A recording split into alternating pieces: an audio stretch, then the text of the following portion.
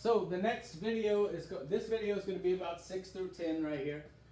Yellow journalism is an old definition. We've had it before. It's basically exaggerating reporting to sell newspapers or push political agendas. In this chapter, the main yellow journalist, which is William Randolph Hearst, of course, you've had him as a definition before too. He helps America by using yellow journalism. He helps us to get into the Spanish-American War. And in next chapter, he's going to use yellow journalism to help President Wilson to get into World War I. Okay. The USS Maine is a battleship that we sent to Cuba to actually protect Cuban sugarcane farms. Okay, these big plantations that were owned by Americans.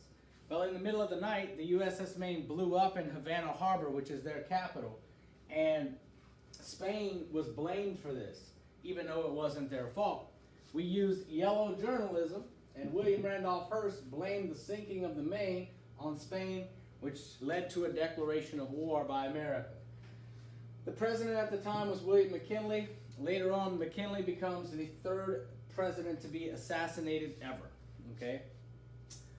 Number 9, the Philippines. Okay, a large group of islands in the Pacific, which required 3 years of fighting for the U.S. to acquire control over.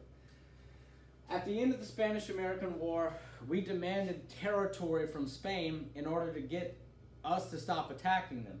One of the things they gave us was the Philippines.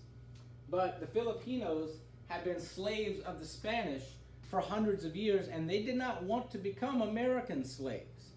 So they fought us for 3 years, and we made them surrender with bacon. Okay? Yes, you heard that right. We made them surrender with bacon, the food. Okay, the last definition is Rough Riders.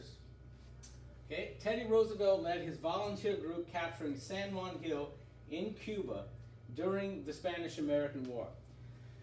The Battle of San Juan Hill is the most important battle of the Spanish-American War. Teddy Roosevelt put together an all-volunteer group called the Rough Riders, and they captured San Juan Hill and basically allowed us to take over Cuba. Well, in the end, it did more than that. This is what made Teddy Roosevelt famous and what got him the governorship of New York, and eventually he got to become president because he was a war hero at San Juan Hill.